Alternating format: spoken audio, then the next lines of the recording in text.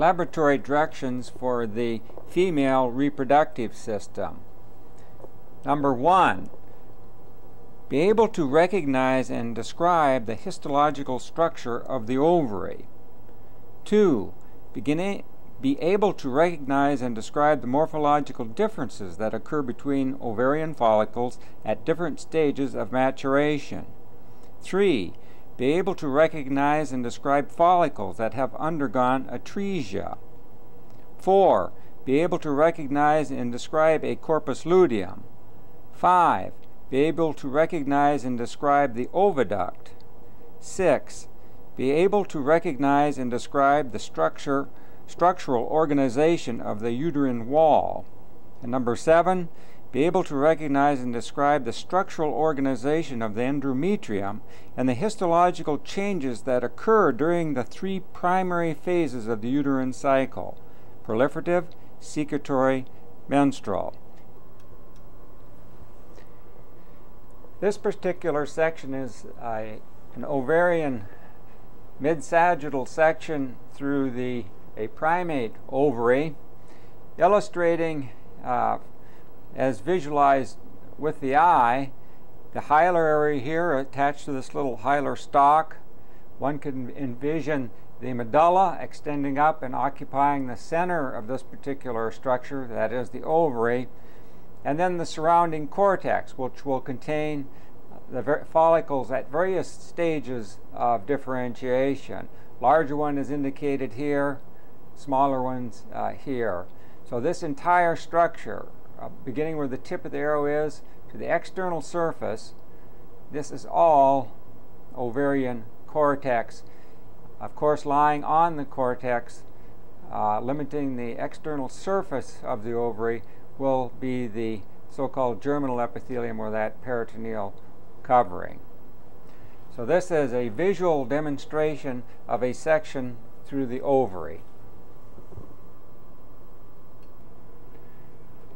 This particular section is through a primate ovary taken with the scanning objective. What's shown in the top of the field of view and indicated by the pointer is the area of the hilus, showing a considerable number of blood vessels that are going to go in and to supply the ovary itself. Now, extending beyond the hilar area, one can see it extends up into the center of this particular organ and forms the medulla of the ovary. And this medullary area is being traced by the pointer until we get to the surface, and then it disappears within the cortex. So if we move to an area such as this, midway, the region extending where the arrow now indicates to approximately this area is all cortex. It will contain the growing follicles, or remnants of follicles in that particular area. We are now crossing the medulla, and now the arrow is on the border of the cortex on the opposite side, which will then once again extend out to the germinal epithelium, or the peritoneal covering of the ovary. So all of the region that is now being traced with the low power objective is that outer layer, that is the cortex, which will house the follicles of various sizes and their development, as well as the corpus luteum, corpus albicans, and other structures associated with the cycle of the follicles. And once again, we're down at the base of the ovary into that hilar area where the connective tissue and vessels penetrate and enter into the medullary region. It's this region of the hilus that in some pregnant individuals, menopausal individuals, that those hilus cells develop The hilar cells, as one will recall, are equivalent to the interstitial cells or the Leydig cells of the testis. And they will have masculizing effects as they produce androgens. The region of cortex at its periphery illustrates the so-called germinal epithelium, or that peritoneal covering is indicated by the arrow, this layer of simple cuboidal type cells. This dense region of collagen and fibroblasts that extends to about this level, as indicated by the arrow. So this entire region here, as seen under the high power objective, is the tunica albuginea. It forms that white rind or covering around the cortex of the ovary. Now, if one goes just interior to the tunica albuginea and actually enters the stroma of the cortex, primordial follicles can be observed. This particular structure here is a primordial follicle, as is this particular structure. One can see the nucleus and the cytoplasm of a developing oocyte. The follicular cells usually are flattened and form a single layer of cells, limiting the primordial follicle. Another primordial follicle is shown here at the arrow, with its contained oocyte and surrounding flattened single layer of follicular cells. This is another example of the primordial follicle.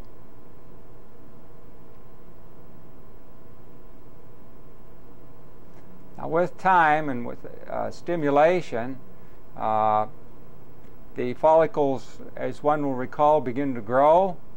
The cells initially have a single layer of very flattened cells, then they begin to cube up, as being indicated here, and then will continue to grow and develop and become primary follicles.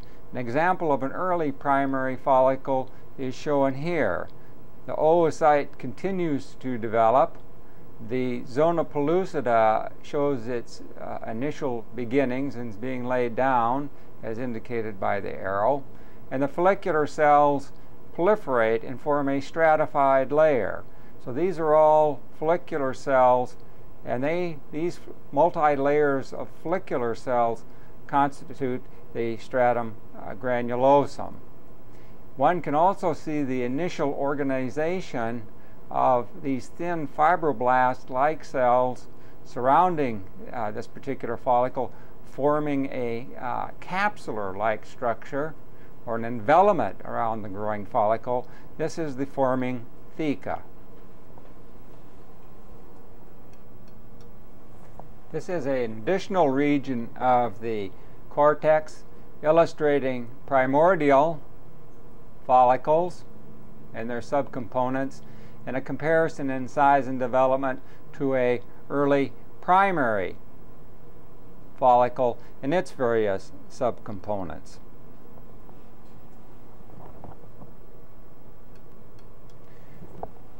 An additional field of ovarian cortex at a lesser magnification, but illustrates quite well several primordial follicles with their contained oocytes, an early, very early, it could go either way, primary.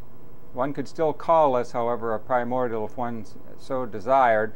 Notice that the cells of the follicular cells are beginning to cube up. Another very early primary, definitely a primary with the stratified layer of granulosa cells, and then a well-established primary follicle as indicated by the arrow, where the granulosa cells are forming perhaps a third layer of stratification. Notice that as this process takes place, as the follicle grows, it increases in overall size. The follicular layer cubes up, begins to stratify. The theca then begins to organize around it, forming this encapsulated structure, and these elements become more and more exaggerated as the follicle increases in size. Note too that the oocyte, the developing oocyte, also is increasing in size. The field has just been moved slightly, tracing the development of our primary follicle, beginning here, a little bit larger, and then considerably larger in this particular area. So it gives one the idea of this progression in the growth of these particular follicles. Coming into the field is a relatively large secondary follicle. One can make out the follicular cells. They appear much, much lighter. Several vacuoles with liquor folliculi within them, as shown here.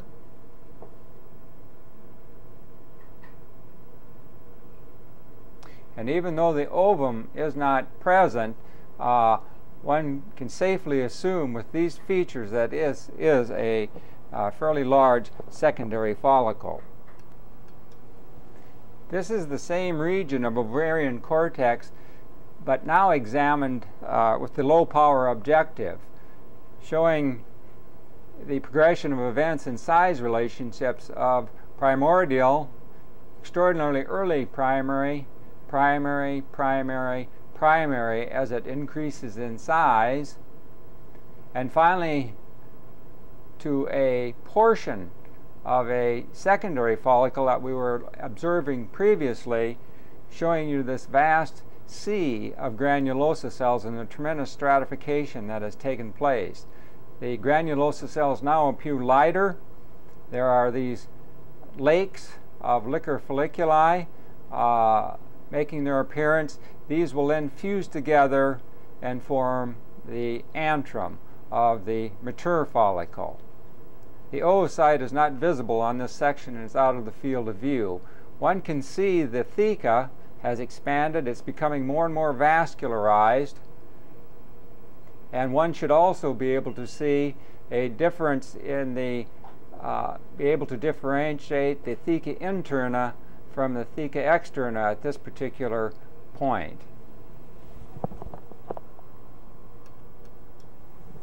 A region of the follicular wall of the secondary that was examined previously, but now at high magnification, showing the granulosa cells at the bottom of the field of view, and one can discern about the width of the arrow the theca interna. Note some vascular elements can be made, so this is a well vascularized type of tissue. Note too, if we go over here just a little bit to emphasize that point, note too that the cells of the theca interna are beginning to round up a little bit. You'll see lipid droplets accumulating. Remember, this is going to be a steroidogenic type of zone where androgens are being produced, which will then diffuse across to the follicular cells, and the aromatase complex of enzymes will then modify these androgens to produce estradiol, primarily estrogens, which will then diffuse back and enter the vascular system and enter the systemic circulation. So what we can see on this particular follicle is a thin developing theca interna. The theca externa forms more of a capsular-like structure, a dense interwoven mat of connective tissue fibers and stromal cells that are very fibroblast-like in nature and encapsulate this entire structure. The only way one can discern them from the surrounding stroma is their orientation and encapsulation around the follicle itself. And perhaps they are just a little bit more densely organized. Here in this particular profile, one can see them organized quite well around the circumference of this secondary follicle. And this, beginning about this level, this region in here is going to be the theca interna, that stereogenic type of zone. Another little area of the follicular wall, you can see that evidence that it's still growing, as one can visualize mitotic figures in this preparation as well. So it's still actively dividing. So there's not one here, and there are several around in the follicular wall. Theca interna, theca externa here in this particular segment. This particular follicle is a relatively late primary follicle. One can see the continuing development of the oocytes with regard to size. The well-established zona pellucida is now being indicated and traced by the pointer, and the continued proliferation and development of the granulosa layer of follicular cells. So this now consists of 5 or 6 layers of cells actively dividing. Even with this low power objective, mitotic figures can still be observed as indicated by the pointer. The theca continues to show more development. There is beginning vascularization around it, and perhaps even steroidogenic activity in the theca interna cells. For comparison in size, the adjacent field shows some primordial follicles. So this is a well-established, growing primary follicle. Okay, an additional region of ovarian cortex, but seen once again with the low power objective, comparing primordial and primary follicles as they increase in size. This was the one photographed or viewed earlier, showing a well-developed primary follicle with both a surrounding theca and continued development of the granulosa cells as well as the oocyte. These structures shown here and indicated by the arrow are connective tissue scars. They're examples of the corpus albicans. As one courses around the cortex of this particular ovary, one runs into this particular structure, and one can see just a nip through the zona pellucida. So this oocyte is just out of the field of section. This would be an early secondary, getting a nick through a developing follicular antrum here with the contained liquor folliculi. And with close observation, one can also discern the theca, quite well developed. The tip of the arrow traces its external surface, and it, of course, is going to be subdivided into a theca interna and externa. So this is a growing secondary follicle as indicated by the pointer. Another secondary type follicle continuing to increase in size. The oocyte is not shown, but one can make out the follicular antrum quite well as the theca developing this encapsulation around the granulosa cells. And finally, we get to a relatively mature secondary follicle, a mature follicle, or very close to a graphene follicle. One can make out the continued increase in volume and the space occupied by the follicular antrum. The zona pellucida is very, very obvious at this point and stains quite well. The cumulus cells that hold the oocyte are still intact, and this initial layer of cells that surrounds the zona pellucida is also known as the corona radiata. The theca cells are quite well developed, or the theca is, and one can see this surrounding encapsulation around this particular follicle. So this is a mature secondary follicle approaching a graphene follicle, which would be just prior to ovulation.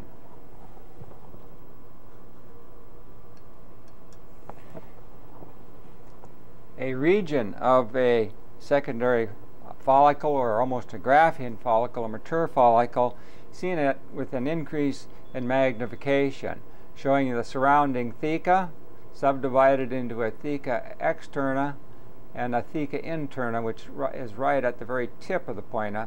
The externa is out in this area here. I was a little bit quick with the pointer on the previous demonstration. So that is the theca. These are all granulosa cells, as seen at increased magnification. Notice that this follicle is still growing as mitotic activity is still apparent. This is the oocyte. It has reached its maximum size earlier. The surrounding zona pellucida, and then a single layer of cells, the corona radiata, with the follicular antrum being here. And if we move this just slightly, in classic terms, this region, the stalk region, is the cumulus oophorus type of structure. But those are all granulosa cells. Only those forming that single layer around the zona pellucida are classically referred to as the corona radiata, and they will go with the oocyte and zona pellucida at ovulation.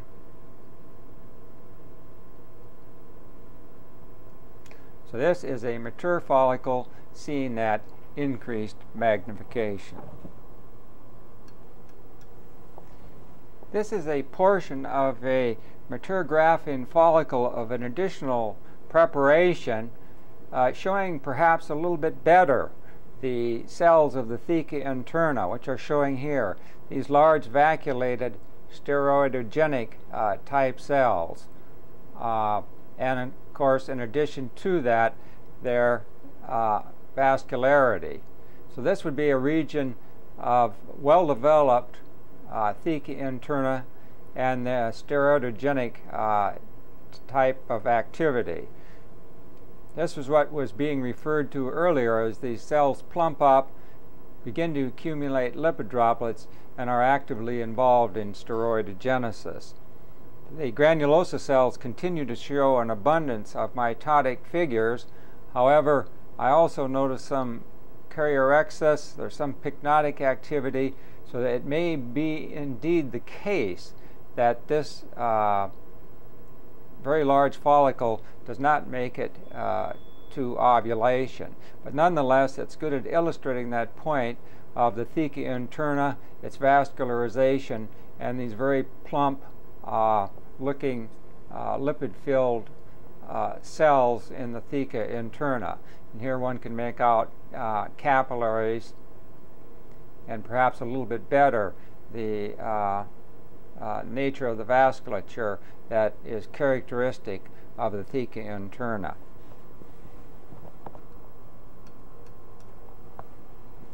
Again, another region of the ovarian cortex, and please recall that the development of the cohort of, let's say, 25 to 30 follicles, and as they develop to produce estrogen in that one group and are controlled by FSH, only one or two of these at the most usually reach maturity and actually ovulated.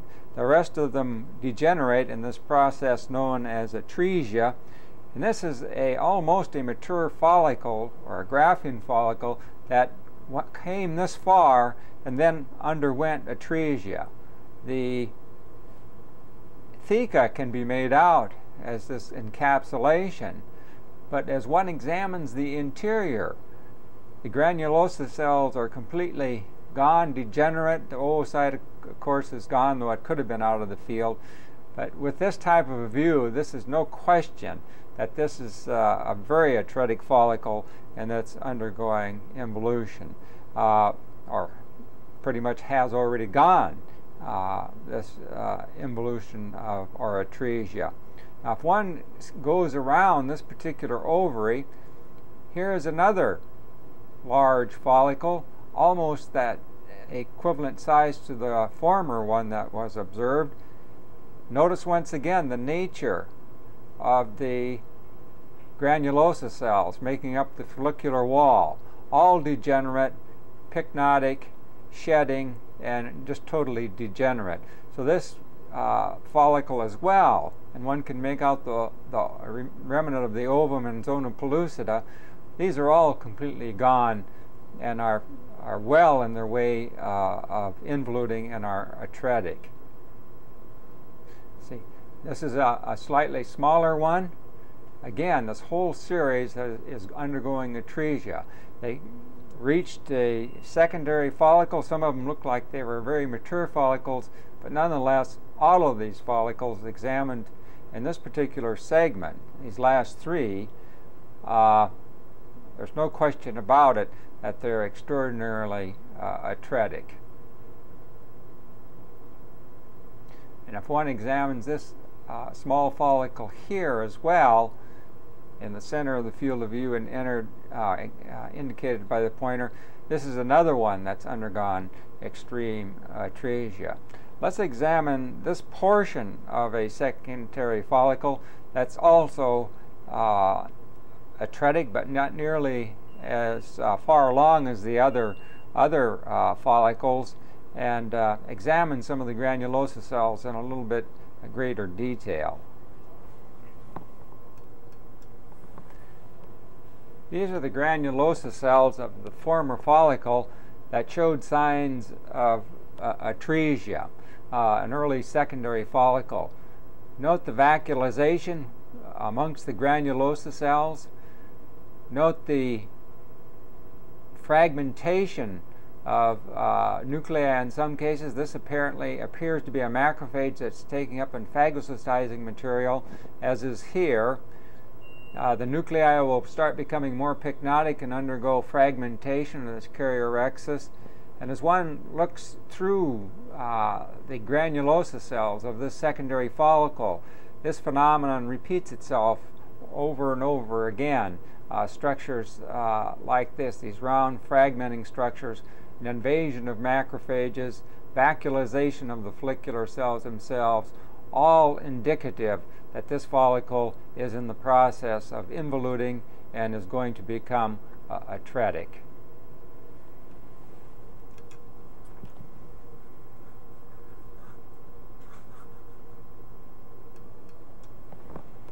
Another atretic secondary follicle, as seen at high magnification, with the remnants of the zona pellucida and the fragmented oocyte in the center of the field of view, the zona being here. And notice the granulosa cells have gone beyond the stage of the former follicle that was examined, and one can make out a connective tissue or a stromal type of invasion going on, and it's going to replace these degenerative follicular cells as well as everything contained within it. So this sort of is an advanced atresia of another secondary follicle. Just a very short clip of human ovarian cortex demonstrating primordial follicles as well as a very early primary follicle with their contained oocytes from a human preparation.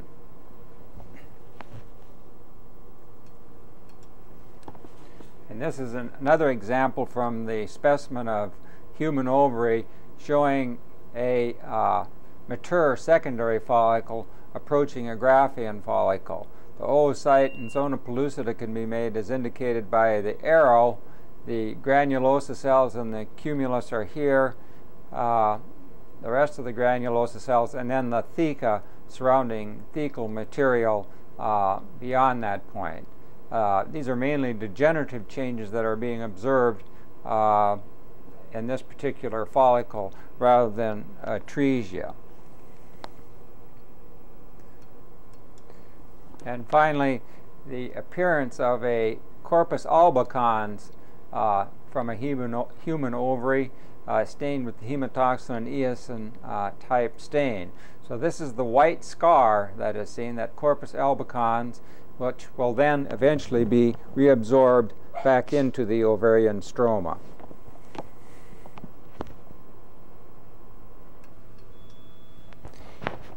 This is the section of human ovary that contains a portion of a corpus luteum.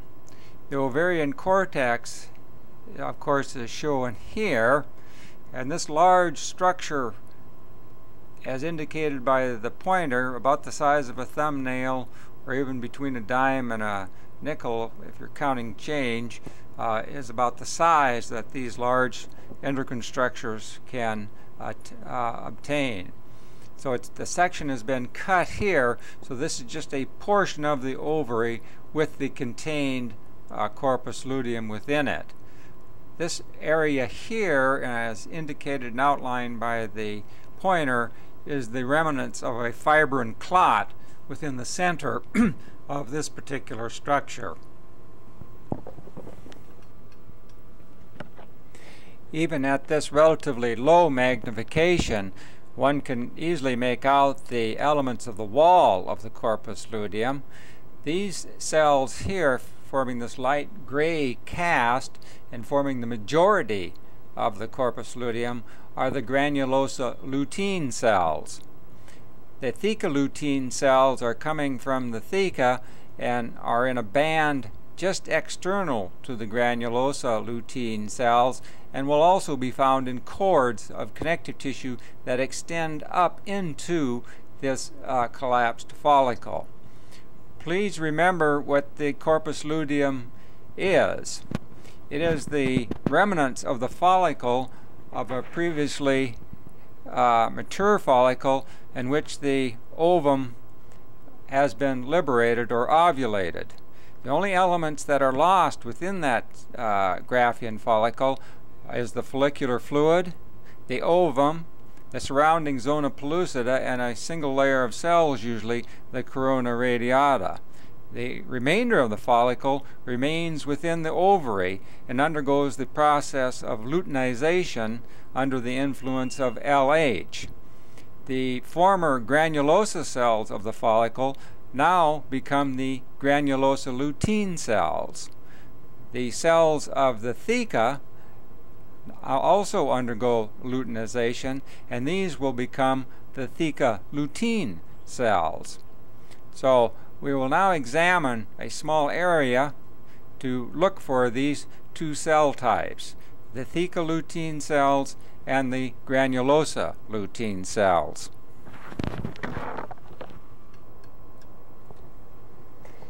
This is a portion of the corpus luteum as seen under the microscope, the scanning objective of the microscope. This region here, is indicated by the pointer, is the fibrin clot. We'll now progress into the wall of the corpus luteum. So the majority of these cells here are granulosa lutein cells. One can see the surrounding theca in this area. It extends cords of tissue that extend up into and between the granulosa cells in this collapsed follicle. So this region here, in addition to blood vessels and connective tissue type elements, will also contain the theca lutein cells. Now, if one courses around the external or the circumference of the corpus luteum, one can see that this repeats itself over and over again. Here's perhaps a little bit better example with this scanning objective, showing you one of these cords of theca lutein cells and the connective tissue elements extending up a considerable distance into the wall of the corpus luteum between the granulosa lutein cell. Here is another example shown here.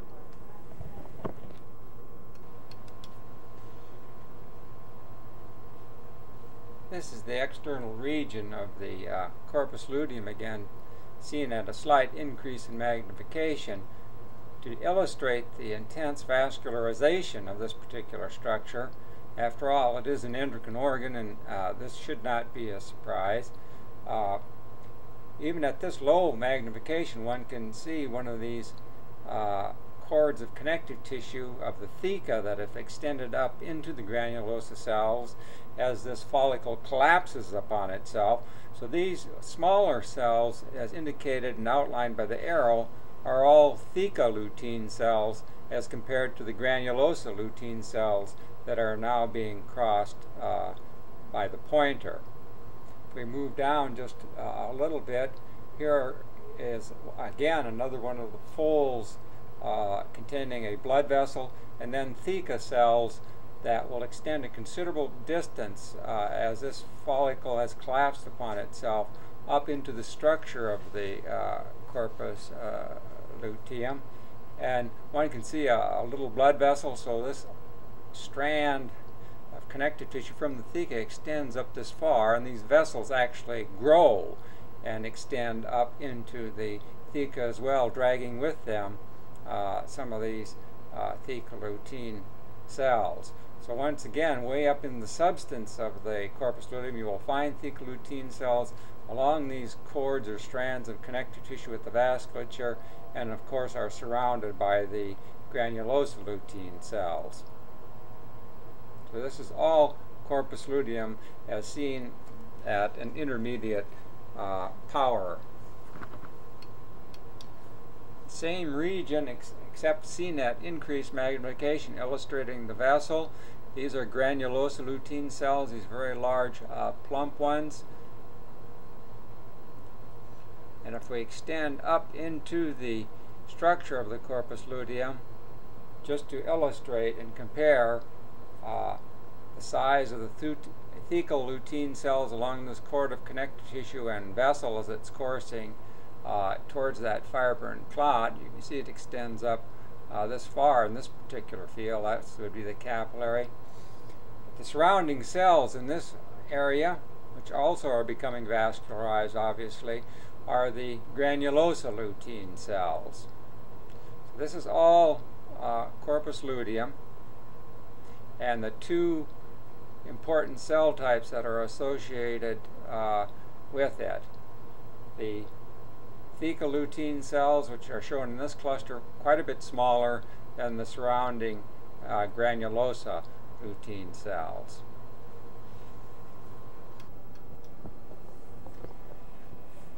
This particular section is a section through the proximal oviduct, proximal ampullary region, I should say, very close to the infundibulum, that funnel-shaped distal end of the oviduct. The oviduct consists of a mucosa, as does the rest of the female reproductive tube system, and that mucosa in this particular case is lined by a ciliated simple columnar lining epithelium. There's a few plici or folds, villus-like folds sticking up and being traced by the arrow. The next layer, in addition to the mucosa, is the muscularis, which consists of an inner circular and outer longitudinal layer of smooth muscle, and then finally the entire structure is covered by a serosa, a peritoneal covering, simple squamous mesothelial lining with a little bit of connective tissue. The reason it is suspected that this section is taken very proximally in the ampullary portion of the oviduct is the appearance of structures such as this. This is a core of smooth muscle, and you can see the little plici or villus-like folds coming off from it, much like a hand. This I believe to be one of the fimbriae, one of those frond-like structures that extends along the perimeter of the infundibular portion. It's fairly motile, has a ciliary beat to help drag or move the ovum once it's liberated into the lumen of the oviduct. The central lumen I believe to be here, though it's hidden by all the little plici or folds of the mucous membrane. A region of the lining epithelium of the oviduct, showing the simple columnar epithelium that is ciliated. So it is a ciliated simple columnar type of epithelium. If one looks very carefully at the tip of the pointer, one can make out individual cilia on the surface of these particular cells as well a little bit further down, and once again indicated by the arrow. Indeed, most of this surface appears to be ciliated. One can assume so if one looks very carefully once again at the tip of the pointer. One can make out this little beaded line which is indicative of the basal bodies, which will form the axioneum that lies within the individual cilia of these ciliated cells. Now, some of the cells, such as here, that are not ciliated and kind of stick out and oftentimes balloon out into the lumen, are the so-called PEG cells. Remember, the entire surface is not all the cells are ciliated. There seems to be an alternating pattern between ciliated simple columnar and a secretory type of cell, routinely called that PEG cell. So there is a secretory type of cell in this particular region as well, alternating with the ciliated cell. Nonetheless, the lining epithelium is classified as a ciliated simple columnar epithelium. An additional illustration of the ciliated simple columnar epithelium lining the oviduct, showing both ciliated cells and then the gaps between where the basal bodies cease, the apices of these so-called secretory cells within the oviduct, the PEG cells.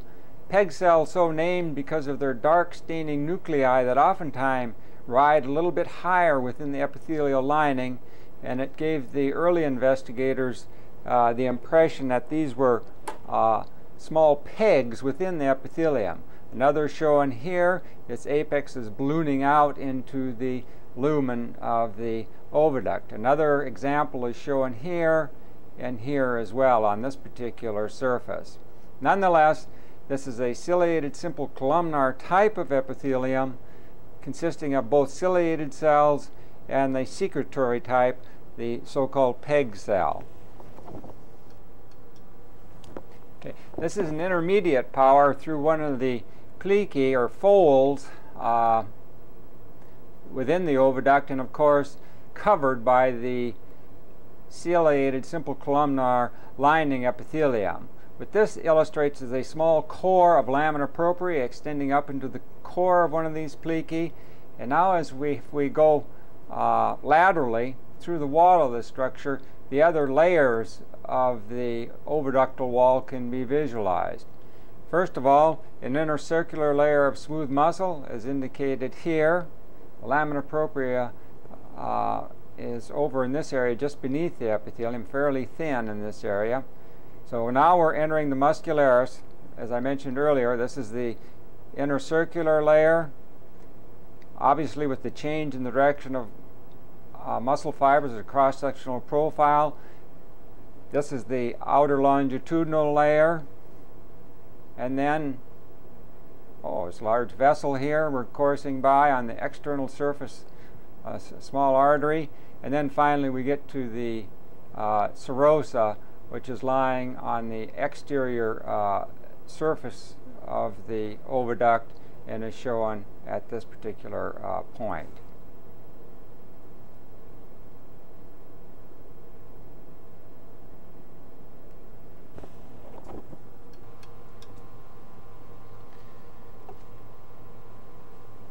This is a section of human uterus taken, I believe, during the 3rd or 4th day of the menstrual cycle. So it's very, very early proliferative if you want to look at it from that particular perspective. But if one observed, one can still make out pools of blood within the stroma, a lack of epithelial cells at this particular location along the uterine lumen. And if one goes along, you can see some of the surface has been re-epithelialized, with the glands coming out and migrating and proliferating over the top. So what we're looking at now is endometrium. Also note that how thin the endometrium is. This is a low power view, but we're getting the depth of the endometrium fills the entire field. So it's only a few millimeters in depth. Another clue that this is probably very early in the proliferative phase or the late menstrual period, which it is. More blood lying within the endometrial stroma. One can see the glands very straight. We can pick out, even at this magnification, a few mitotic figures. And so this is what this membrane or mucous membrane or endometrium looks like at the very earliest of the proliferative phases, but it's being classified as a menstrual section, but evidently very late in that period, or very close to the early proliferative phase. And coursing into the field of view at the moment is a very, very thick, robust myometrium with its interwoven masses of smooth muscle, as one would expect.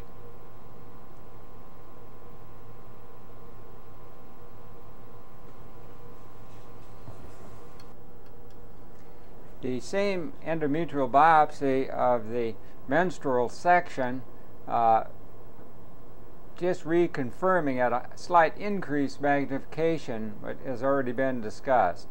The sort of denuded surface of the epithelium, though epithelium is proliferating rapidly out of these glands and recovering this denuded surface.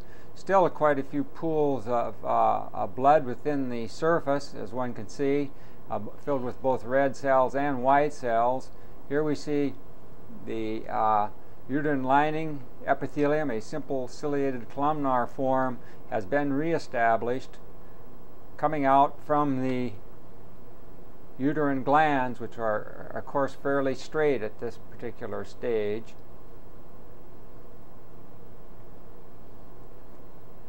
And so this is very, very close, as I mentioned earlier, to the proliferative phase. But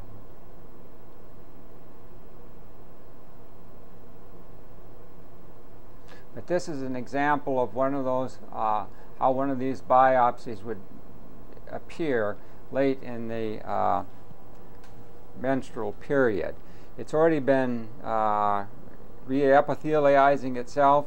The glands seem to have re-established continuity with the surface lining epithelium that has provided it, and very shortly, within a couple of days, this would be well along into the proliferative phase of the endometrium.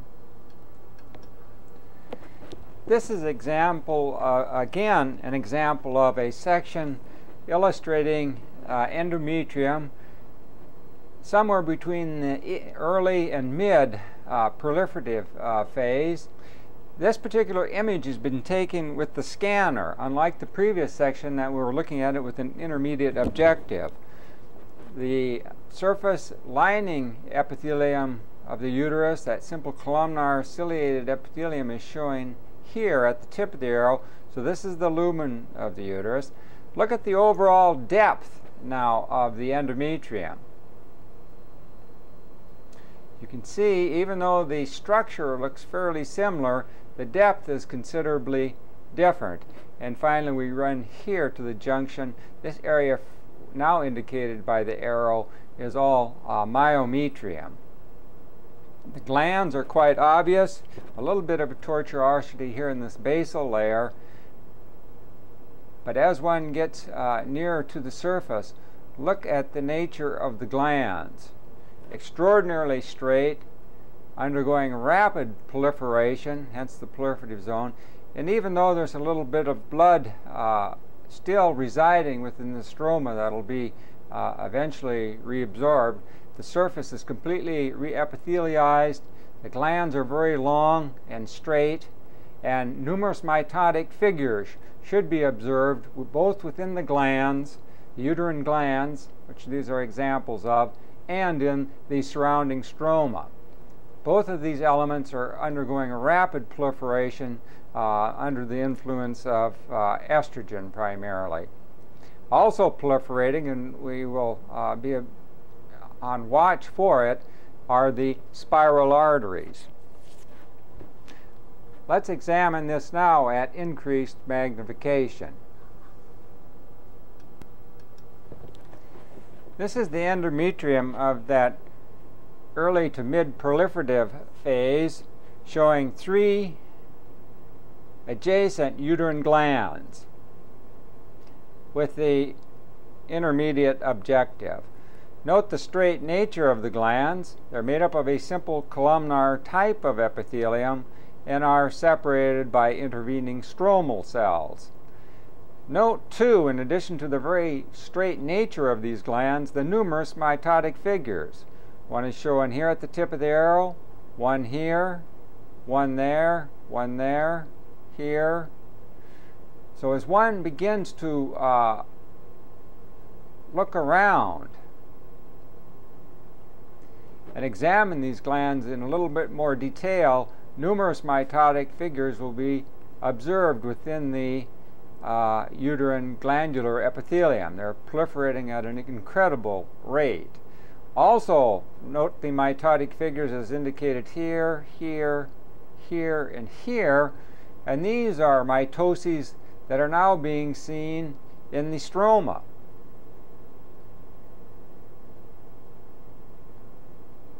And of course, continued mitotic activity being observed within the uterine glands. So there's a tremendous amount of mitotic activity within this entire lining, that is the endometrium. So this is what is characterizing the endometrium in the proliferative phase. Very straight, elongated glands exhibiting numerous mitotic figures, indicating that rapid growth rate, as well as abundant mitoses within the surrounding stroma are undergoing this tremendous proliferative rate in this particular phase, the proliferative phase of the menstrual cycle.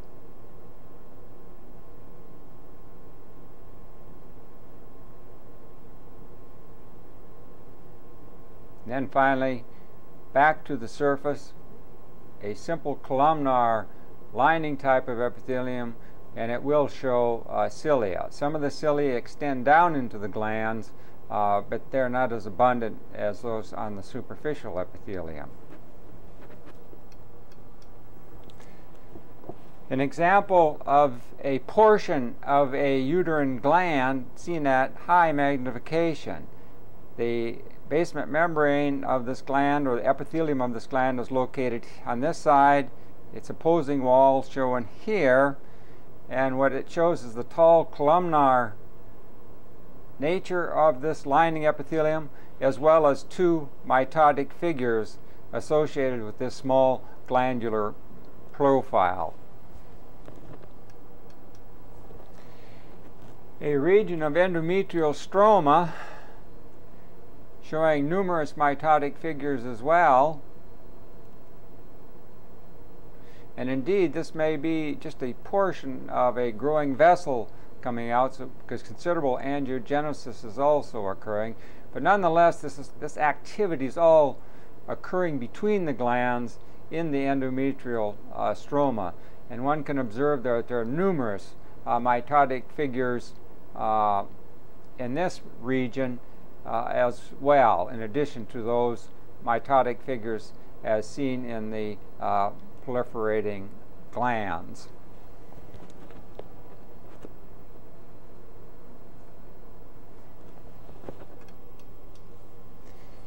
This is a histological section taken through the wall of the human uterus at mid-secretory phase.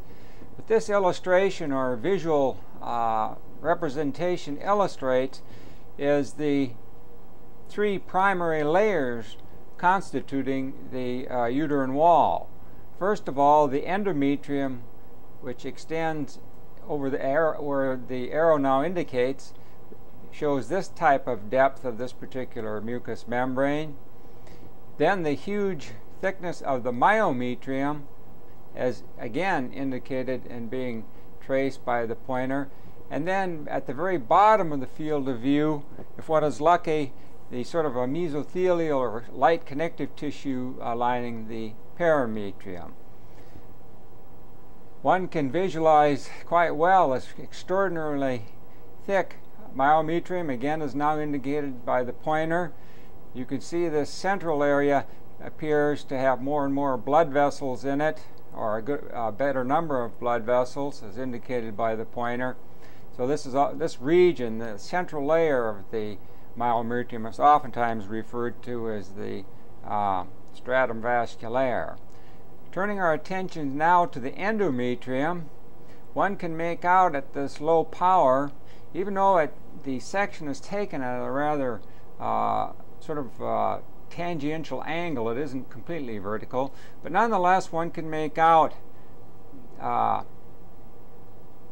the stratum basale, this darker layer, which we'll examine a little bit later at higher magnification. And it can be visualized on this section. It's a little bit more intensely stained, and on close observation one can see the glands have a more smooth luminal surface and are more tubular in nature rather than being coiled. They're more like straight tubes. They have a straight luminal surface. The remainder of the endometrium, the stratum functionalis, is shown here, a considerable depth at mid-secretory, and one can even visualize a stratum compactum up near the surface and a stratum spongiosum, now where the arrow is now indicating, so called because of the abundance of the uterine glands, given that spongy type of appearance. So this is a whole mount preparation, as seen visually, a little wedge-like section taken from the human uterine wall.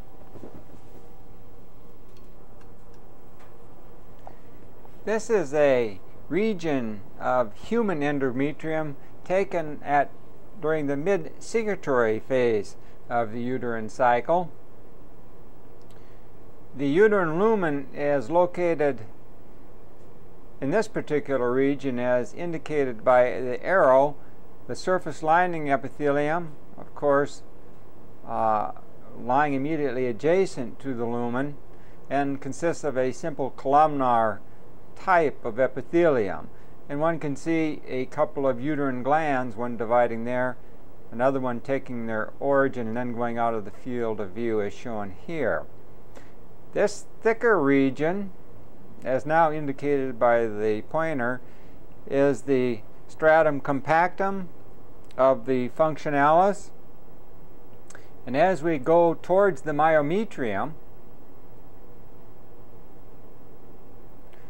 one can see the nature of the uterine glands. These are sort of cross-sectional profiles, or sections of it cut crossways as it goes in and out of the field of view. We're now entering the corpus spongiosum and of the functionalis, and one can see why.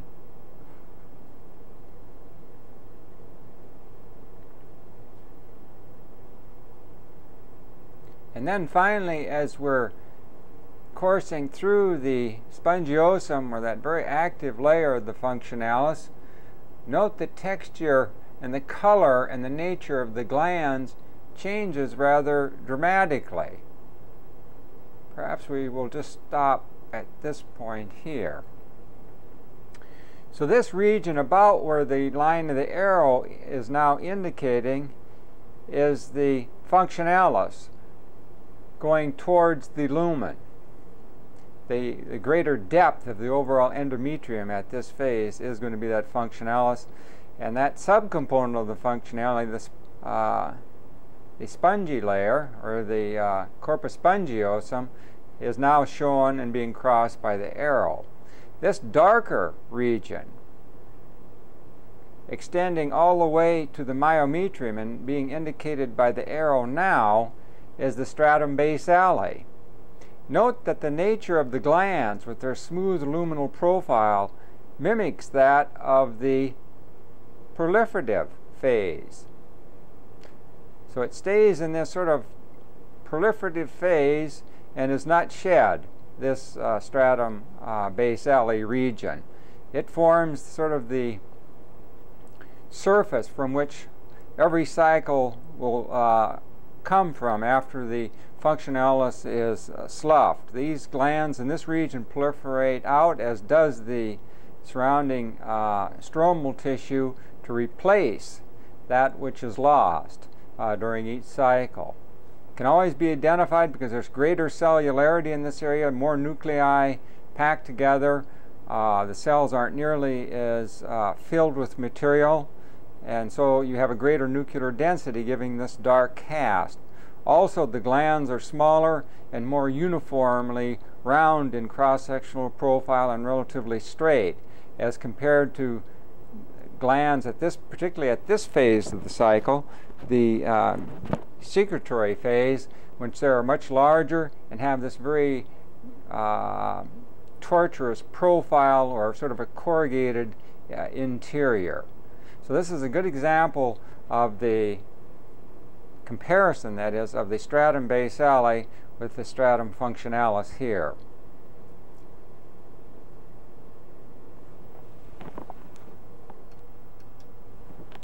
The uterine glands in the stratum functionalis, seen at a slight increase in magnification, showing their columnar nature and how convoluted and tortuous the interior of these cross-sectional profiles of the glands really is.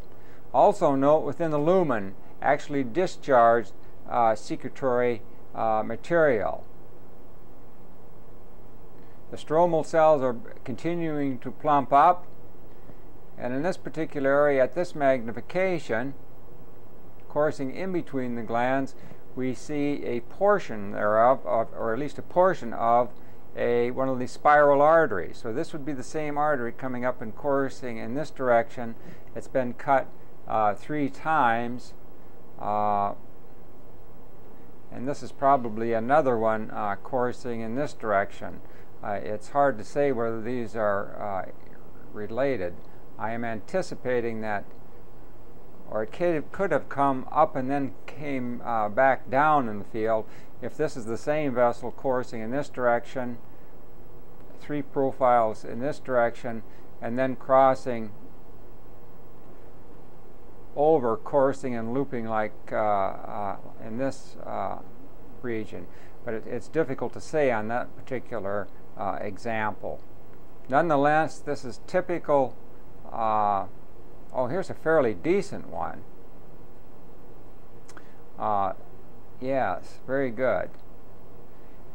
The lumen of a spiral artery coming up and then coursing like so. And you can see the number of little profiles of this very same vessel as it snakes through this region, how tight the coil has to be to get this many profiles cut in this very limited sectional view, which is under the medium power objective. So this is a fairly good example of a spiral artery within the endometrium and supplying the endometrium. Recall that this vessel is also subject to hormonal influences and is the one that clamps down and causing the tissue to become anoxic and eventually leading it to its death or necrosis and sloughing.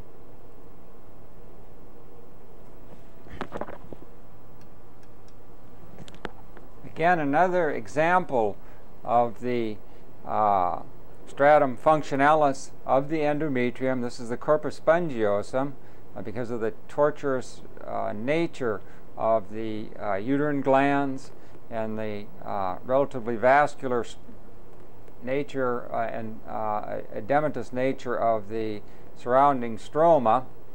Now this is at the base of the functionalis, so it's in the spongiosum, just to provide a comparison with the stratum basale, which we are now approaching. We are now entering the stratum basale. Notice the difference in the texture of the endometrial stroma, much more dense, darkly stained, and more fibroblast type of mesenchymal cells. And then note the nature of the uterine glands. A smooth luminal contour, cells more closely packed together, and it gives one the idea that this is more closely akin to what one visualizes in the proliferative phase. So this is stratum basale, its typical appearance and depth. And then as one moves towards the surface of the uterine epithelium, you can see there is a rapid transition into the stratum functionale, and this will be the area or the region that is to be sloughed eventually.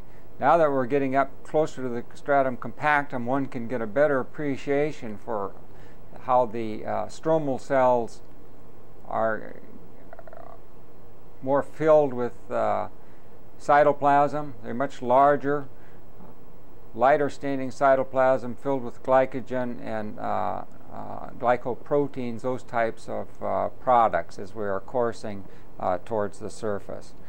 So this is all stratum functionalis with the uterine glands. Another spiral artery, a fairly large one, filling the field of view. I'm tracing it as we go nearer the surface. We now have left it, and then another example of a spiral artery. It's fairly near the surface. You see its profiles extending even along at this point. Finally, we appear to be in the stratum compactum. More stromal cells very tightly close together, and then finally we're at the surface and the uterine lining epithelium.